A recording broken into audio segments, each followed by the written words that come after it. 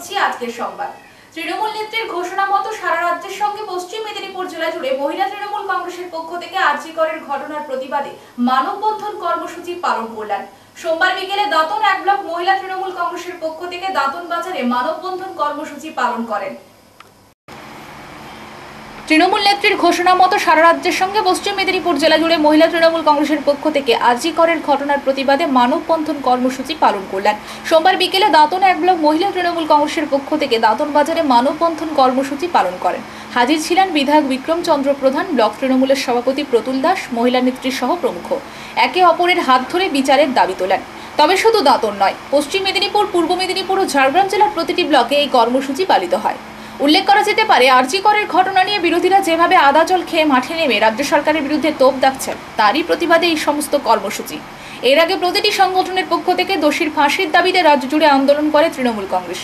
তবে দলনেত্রী কর্মীদের বিশেষভাবে বার্তা দিয়েছেন, রাজ্য জুড়ে ডিবিসির জল ছাড়ার ফলে যেভাবে বন্যা দেখা দিয়েছিল, বন্যার জল কমে গেলেও এখনও বহু মানুষ বাড়ি ফিরতে পারেননি।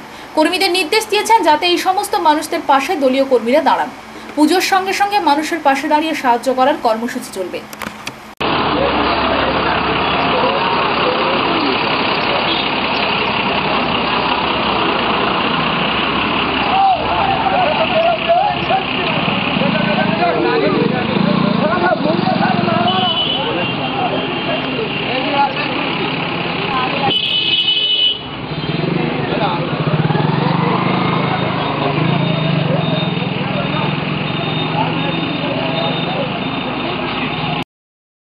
দাঁতন 1 নম্বর ব্লকের তৃণমূল মহিলা কংগ্রেসের উদ্যোগে এবং তৃণমূল ব্লক কংগ্রেসের সহযোগিতায় মানববন্ধন, মহিলাদের মা বোনেদের মানববন্ধন কর্মসূচি আমরা শুরু করছি।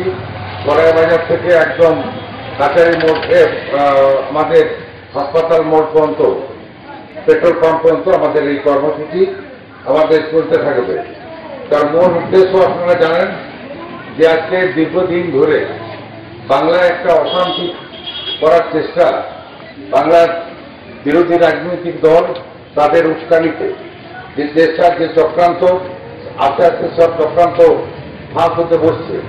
যে আপনাদের মনে করাতে চাই যে আর্থিক কাণ্ড নিয়ে যেভাবে বাংলায় একটা অরাজকতা সৃষ্টি করার চক্রান্ত এবং স্বাস্থ্য পরিষেবা আজকে যেভাবে বিঘ্নিত হচ্ছে, আগামী দিনে স্বাস্থ্য পরিষেবা যাতে ভেঙে পড়ে তার একটা গভীর চক্রান্ত ছিল।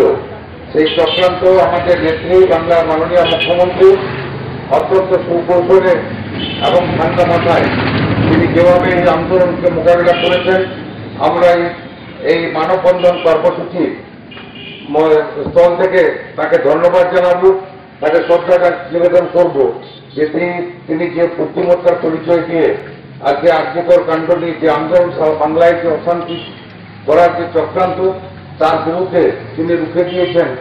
আজকে বিভিন্ন ভারতবর্ষের অন্য রাজ্যে যেখানে এই ধরনের আন্দোলন, আমাদের পাশের রাজ্য উড়িষ্যাতে সেই রাজ্যে আজকে আমাদের দিদিমণি নার্সদের যেভাবে তারা নির্যাতিত, দাবি দাবা নিয়ে তারা যে আন্দোলন, তারা যে অবস্থান শুরু করেছে, এ সময় জানি করে সেই অবস্থান, সেই আন্দোলনকে ভেঙে দেওয়ার যে চেষ্টা আজকে বিজেপি সরকার করেছে তার নিদর্শন। আজকে উত্তরপ্রদেশ থেকে শুরু করে, রাজস্থান থেকে শুরু করে, গুজরাট থেকে শুরু করে বিভিন্ন আজকে বিজেপি মুখ্যমন্ত্রী মমতা বন্দ্যোপাধ্যায় ঘোষিত কর্মসূচি ছিল মহিলাদের মানববন্ধন কর্মসূচি। আর্জিকর ঘটনাকে সামনে রেখে দোষীদের শাস্তির দাবিতে এবং বিজেপি এবং সিপিএম যে বাংলাকে অশান্ত করার চক্রান্ত করছে, তার প্রতিবাদে আজ দাঁতন ব্লকে কড়াইবাজার থেকে হাসপাতাল মোড় পর্যন্ত প্রায় 2.5 কিলোমিটার আমরা মায়ের বোনদের নিয়ে আজকে আমরা মানববন্ধন করলাম এবং প্রতিবাদ জানালাম। পশ্চিম মেদিনীপুরের নারায়ণগড় ব্লকের গাঙ্গুটিয়া এলাকায় চাষের কাজে ব্যবহৃত মিনি ডিপ টিউবওয়েল রিং এর গর্ত থেকে এক ব্যক্তির রহস্যজনকভাবে মৃতদেহ উদ্ধারকে ঘিরে চাঞ্চল্য ছড়ালো। মৃত ব্যক্তির নাম সুকুমার দুয়ারি। পশ্চিম মেদিনীপুরের নারায়ণগড় ব্লকের গাঙ্গুটিয়া এলাকায় চাষের কাজে ব্যবহৃত মিনি ডিপ টিউবওয়েল রিং এর গর্ত থেকে এক ব্যক্তির রহস্যজনকভাবে মৃতদেহ উদ্ধারকে ঘিরে চাঞ্চল্য ছড়ালো। মৃত ব্যক্তির নাম সুকুমার দুয়ারি। জানা যায় চাষের কাজের জন্য বাড়ি থেকে বেরিয়ে গিয়েছিলেন ওই ব্যক্তি। এরপর সন্ধ্যা হয়ে যাওয়ায় বাড়ি না ফেরোয় বাড়ির লোক খোঁজাখুঁজি করলে ধান জমিনে গিয়ে দেখে মিনি ডিপ টিউবওয়েলের রিংয়ের গর্তের ভেতরে পড়ে রয়েছে দেহ। স্থানীয়দের চেষ্টায় তড়িঘড়ি উদ্ধার করে বেল্লা সুপার স্পেশালিটি হাসপাতালে ভর্তি করলে চিকিৎসক মৃত বলে ঘোষণা করেন। বেল্লা থানার পুলিশ ময়নাতদন্তের জন্য মৃতদেহটি উদ্ধার করেছে। মৃত্যুর কারণ নিয়ে তৈরি হয়েছে ধোঁয়াশা। ময়নাতদন্তের পর জানা যাবে মৃত্যুর আসল কারণ। সেইটা সে গেছে, কলসি আর নিয়ে গেছে, গোবর নিয়ে গেছে, 5টার সময় বাড়ি থেকে বেরিয়ে গেছে। প্রতিদিন যাই আসে, এবার যখন সন্ধ্যা হলে আসছে না বাড়ি, তখন সাইকেল একটা কাকু সেখানে গেছে। সে সাইকেল খুঁজতে গিয়ে যখন সাইকেল পেলাম, তখন তার দাদা তখন জানে ও তো মাঠে গেছে। যখন মাঠে যায়, বাঁধের পর সাইকেল আছে আর জুতো আছে, যখন যে সেই ছেলেঘরটার ভিতরে এরকম ঢুকে চিৎকার করছে সবাই, যে গ্রামের লোকে চিৎকার করে দেখে তাকে সেখান থেকে তোলা হলো। কিছু তারে পড়ে, মানে পায়ে কাদা ছিল তো, ভিনিকের বীজ ছিল তো, সে বীজ থেকে পড়ে গেছে আমাদের। আর যদি একটু জলও থাকতো, জল তো কিছুই ট্রিটমেন্ট তো দিলে না, একটু জলও খেতে পেলে না মনে হচ্ছে। আমরা যখন যাই বলতে পারেন প্লাস্টিকে ঢেকেছে পৃথিবী। বেল্লা শহরে যত্রতত্র পড়ে রয়েছে প্লাস্টিক। দোকানদার থেকে পরিবারের সদস্য তা ঝাঁটিয়ে রাস্তার মধ্যে ফেলে দিচ্ছেন। তা ফের উড়ে গিয়ে ড্রেন ভর্তি করছে, ফলে বাস্তুতন্ত্রের বিশেষ ক্ষতি করছে। বেলদা কলেজের এনএসএস-এর পরে বেলদা প্রভাতী বালিকা বিদ্যাপীঠের কন্যাশ্রী ক্লাবের পক্ষ থেকে সোমবার সকালে ঝাঁটাহাতে বিদ্যালয়ের প্রধান শিক্ষিকা সহ কন্যাশ্রী ক্লাবের সদস্যরা বেলদা শহরে সাফাই অভিযান করলেন। প্লাস্টিকে ঢেকেছে পৃথিবী। বেলদা শহরেও যত্রতত্র পড়ে রয়েছে প্লাস্টিক। দোকানদার থেকে পরিবারের সদস্য তা ঝাঁটিয়ে রাস্তার মধ্যে ফেলে দিচ্ছেন, তবে ফের উড়ে গিয়ে ড্রেন ভর্তি করছে, ফলে বাস্তুতন্ত্রের বিশেষ ক্ষতি করছে। বেলদা কলেজের এনএসএস-এর পরে বেলদা প্রভাতী বালিকা বিদ্যাপীঠের কন্যাশ্রী ক্লাবের পক্ষ থেকে সোমবার সকালে ঝাঁটাহাতে বিদ্যালয়ের প্রধান শিক্ষিকা সহ কন্যাশ্রী ক্লাবের সদস্যরা বেলদা শহরে সাফাই অভিযান করলেন। সমাজের কাছে তারা বার্তা দিলেন, আবর্জনা রাস্তায় ফেলে পরিবেশকে নষ্ট করবেন না। কিন্তু কে শোনে কার কথা? দেদার দোকানের মধ্যে থাকা প্লাস্টিক থেকে শুরু করে নানা ধরনের আবর্জনা রাস্তার মধ্যে ঝাঁটিয়ে ফেলার প্রবণতা দীর্ঘদিনের। বেলদা 2 গ্রাম পঞ্চায়েতের পক্ষ থেকে প্রতিনিয়ত বেলদা শহর পরিষ্কার করার জন্য কর্মী রাখা হলেও তারা পরিষ্কার করে নাজেহাল হয়ে যাচ্ছেন। কারণ একটাই, প্লাস্টিকে মুখ ঢেকেছে বেলদা। সেই প্লাস্টিক হাইড্রেনের মুখ বন্ধ করে দিচ্ছে, ফলে জল নিকাশি বন্ধ হওয়ায় বেলদা শহরের বেশ কিছু দোকানেও জল ঢুকছে। তবে গ্রাম পঞ্চায়েতের উদ্যোগে তা পরিষ্কার হলেও ফের যা অবস্থা তাই হয়েছে। তবে বেলদা কন্যাশ্রী ক্লাবের ছাত্রীরা এই দিন বেলদা শহরের প্রায় প্রতিটি এলাকায় সাফাই করেন। সঙ্গে ছিলেন বিদ্যালয়ের প্রধান শিক্ষিকা ডক্টর লক্ষ্মী দাস অত্র, বেলদা 2 গ্রাম পঞ্চায়েতের উপপ্রধান রবীন্দ্রনাথ অধিকারী সহ বিদ্যালয়ের শিক্ষিকারা। তারা প্রচারের পাশাপাশি দেওয়ালে পোস্টার লাগান। সমাজকে একটি বার্তা দেওয়ার চেষ্টা করে কন্যাশ্রী ক্লাবের ছাত্রীরা। কিন্তু বেলদার ব্যবসায়ীদের হুঁশ ফিরবে না, যতই প্রচার করুক না কেন। ফের দোকানের আবর্জনা প্লাস্টিক রাস্তায় ঝাঁটিয়ে ফেলবেন, তা বন্ধ হবে না।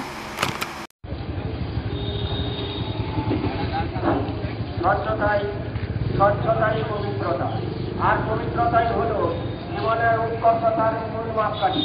এই কথাটিকে মাথায় রেখেই আজ বেলদা প্রভাতী বালিকা বিদ্যাপীঠের কন্যাশ্রী ক্লাবের পক্ষ থেকে আজকের এই ছোট্ট প্রয়াস জনগণকে পরিষ্কার পরিচ্ছন্ন সচেতন করাই এর উদ্দেশ্য।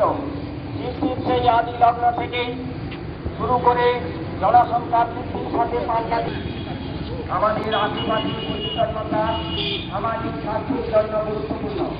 এটি সকলের কর্তব্য, কারণ পরিষ্কার পরিচ্ছন্নতার অভাবের ফলে বিভিন্ন ধরনের অসুবিধা ডাস্টবিন দেওয়ার পর সেখানে নোংরা ফেলবেন না। ভারতকে পরিচ্ছন্ন রাখার শপথ নিন। পরিচ্ছন্ন ভারত, রোগমুক্ত ভারত। পরিচ্ছন্নতা আমাদের সামাজিক প্রয়োজন।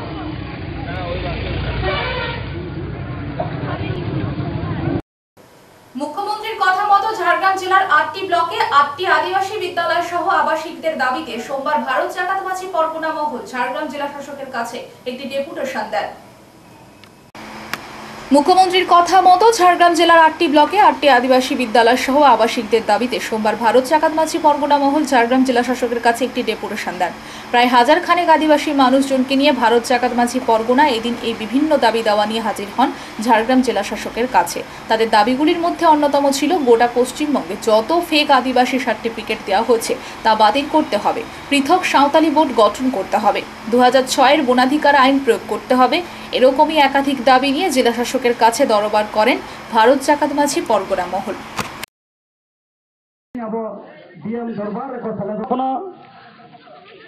মলমূলক ᱜᱚᱰᱮᱛ ᱵᱟᱵᱟ ᱢᱟᱱᱚᱛᱟᱱ ᱚᱫᱚᱨ ᱠᱤᱥᱠᱩ ᱜᱚᱢᱠᱮ ᱥᱟᱶᱛᱮ ᱱᱚᱰᱮ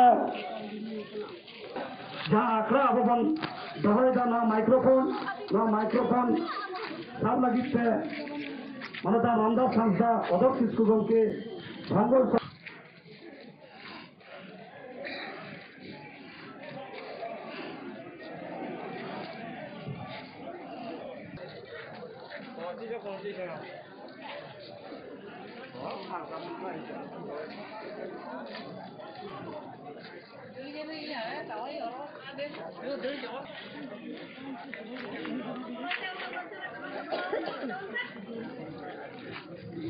হ্যালো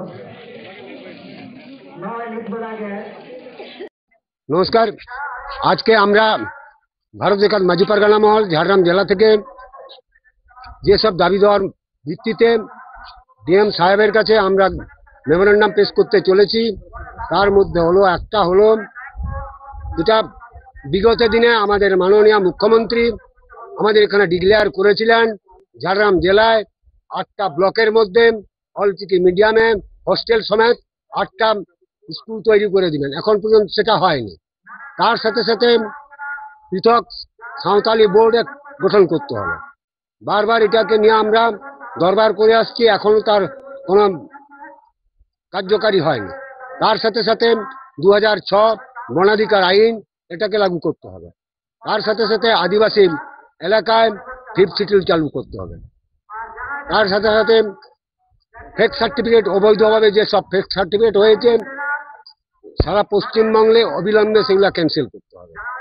এই সব দাবি নিয়ে তার মধ্যে আবার অনেক দাবি আছে। এই কটা দাবির ভিত্তিতে আমরা ডিএম সাহেবের সাথে দেখা করতে বলছি। আজকে কি কর্মসূচি? এই যে গণডেপুটেশনের মাধ্যমে স্মারকলিপি জমা দেওয়া। আগামী দিনে আর কি কর্মসূচি রয়েছে? সেটা আবার আমরা বসে এটা চিন্তা ভাবনা করব কোন পদ্ধতিতে আমরা আন্দোলন নেব। ঝাড়গ্রামের সাঁকরাইল ব্লকের রোহিণী থেকে কলকাতা সরকারি বাস পরিষেবা চালু। ঝাড়গ্রাম জেলার সাঁকরাইল ব্লকের রোহিণী থেকে কলকাতা যাওয়ার সরকারি বাসের উদ্বোধন করলেন সাঁকরাইল পঞ্চায়েত সমিতির কৃষি দপ্তরের কর্মাধ্যক্ষ তথা রোহিণী অঞ্চলের সভাপতি মথুর মাহাতো। ঝাড়গ্রামের সাঁকরাইল ব্লকের রোহিণী থেকে কলকাতা সরকারি বাস পরিষেবা চালু। ঝাড়গ্রাম জেলার সাঁকরাইল ব্লকের রোহিণী থেকে কলকাতা যাওয়ার সরকারি বাসের উদ্বোধন করলেন সাঁকরাইল পঞ্চায়েত সমিতির কৃষি দপ্তরের কর্মাধ্যক্ষ তথা রোহিণী অঞ্চলের সভাপতি মথুর মাহাতো। সোমবার সকাল 5:50 সময় সাঁকরাইল ব্লকের রোহিণী বাসস্ট্যান্ড থেকে কলকাতার পথে রওনা দেয় দক্ষিণবঙ্গ রাষ্ট্রীয় পরিবহন সংস্থার সরকারি বাসটি। এতদিন কলকাতা যাওয়ার জন্য সাঁকরাইল ব্লকের বাসিন্দাদের খড়গপুর আসতে হতো। এবার সেই সমস্যার সমাধান হলো। আগে কলকাতা যাওয়ার জন্য খরচ অনেকটাই হতো, এখন সরকারি বাস পরিষেবা চালু হওয়ায় খরচ অনেকটাই কম হবে বলে বাস যাত্রীরা জানান। সোমবার ভোরবেলায় পুরোহিত মশাই রীতিমতো পুজো করেন। এরপর ফিতে কেটে এই বাসটির শুভ সূচনা করেন সাঁকরাইল পঞ্চায়েত সমিতির কৃষি দপ্তরের কর্মাধ্যক্ষ মথুর মাহাতো। পাশাপাশি বাস যাত্রীদের মিষ্টি মুখ করানো হয়। ওই অনুষ্ঠানে উপস্থিত ছিলেন রোহিণী তৃণমূল কংগ্রেসের শ্রমিক সংগঠনের অঞ্চল সভাপতি নির্মল নায়ক, মহিলা তৃণমূল কংগ্রেসের নেত্রী মণি নায়ক, অসীমা দাস সহ আরও অনেকে। মথুর মাহাতো বলেন, সাঁকরাইলের মানুষজনের দীর্ঘদিনের দাবি ছিল কলকাতা যাওয়ার জন্য সরকারি বাস পরিষেবা চালু। রাজ্যের মুখ্যমন্ত্রী মমতা বন্দ্যোপাধ্যায় এলাকার মানুষের সেই দাবি পূরণ করেছেন।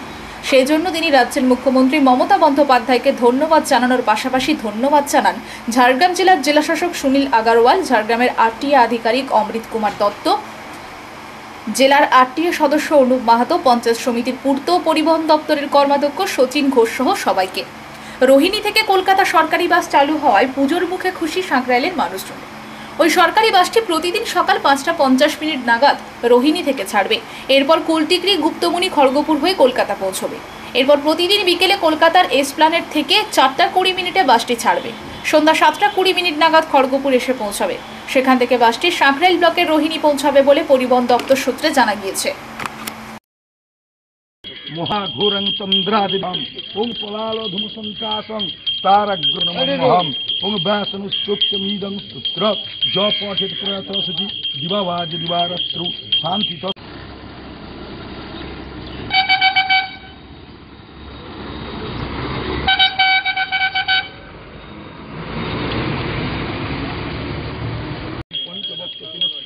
ओम नमो शिवाय नमो हे सौगम नमो शिवाय नमो। হ্যাঁ ওই আমার নাম্বারটা পাঠিয়ে দিলে চাপ আসছে অফিসে পাঠাতে হবে আমার নাম্বারটা সেভ করে বলেছিল আশ্বিনের শারদ প্রাতে আর প্রতি বছরের মতো এবছরও বাড়ির মাঝবয়সী মানুষটিও ধুলো ছাড়ছেন পুরনো রেডিও। একবার পরখ করে দেখে নেওয়া, আদৌ এতে মহালয়া শোনা যাবে তো? স্মার্টফোনের যুগেও হারিয়ে যেতে বসা রেডিওর নস্টালজিয়ার ভাসছে আমবাগানে। আশ্বিনের শারদ প্রাতে আর প্রতি বছরের মতো এবছরও বাড়ির মাঝবয়সী মানুষটিও ধুলো ছাড়ছেন পুরনো রেডিও। একবার পরখ করে দেখে নেওয়া, আদৌ এতে মহালয়া শোনা যাবে তো? স্মার্টফোনের যুগেও হারিয়ে যেতে বসা রেডিওর নস্টালজিয়ায় ভাসছে আমবাগালি। প্রযুক্তির যুগে রেডিওর কদর কমলেও মহালয়ার ভোরে প্রবীণদের কাছে রেডিওর কদর এখনও বিদ্যমান। মহিষাসুর মর্তিনী বাঙালির চিরন্তন এক আগমনী। মহালয়ার আগে অনেকের ফের মনে পড়ে যাচ্ছে রেডিওর কথা, কিন্তু বর্তমানে আধুনিকতার যুগে টিভি, মোবাইল ও ইন্টারনেটের যুগে রেডিওর ব্যবহার বিলুপ্তির পথে। মোবাইল ফোন আর ডিজিটাল মাধ্যমের আগমনে রেডিওর কদর এখন অনেক কমেছে। রেডিওর ব্যবহার সচরাচর দেখা যায় না বললেই চলে, কিন্তু বছরের এই একটি দিন যেন তাকে ছাড়া চলে না একাংশ প্রবীণদের। তাই বাড়ির আর 5টা অকেজো জিনিসের সঙ্গে এক কোণায় পড়ে থাকা রেডিওর ধুলো ছাড়তে ও ব্যাটারি কেনার প্রস্তুতি নেবেন প্রবীণদের একাংশ। বর্তমানে ইন্টারনেটের যুগে রেডিওতে মহিষাসুর মর্তিনী শুনতে ভালোবাসেন গ্রামের প্রবীণ মানুষ। ভোরে রেডিওতে বীরেন্দ্র কৃষ্ণ ভদ্রের কণ্ঠে সংস্কৃত স্তোত্রপাঠ শুনেই পুজোর আমেজ পান। তার কণ্ঠের চণ্ডীপাঠ শুনতে আজও আগ্রহী প্রবীণরা। মহালয়ার ভোরের সেই ঘোর থেকে আজও বেরিয়ে আসতে পারেন না কেউ কেউ। তাই এখনও মহালয়ার বেশ কিছুদিন আগে থেকে পুরনো রেডিও নিয়ে প্রস্তুতি শুরু হয়ে যায় অনেক প্রবীণদের। তাই প্রযুক্তির যুগে রেডিওর কদর কমলেও মহালয়ার ভোরে প্রবীণদের কাছে রেডিওর কদর এখনও বিদ্যমান। সংবাদ এই পর্যন্ত, নমস্কার।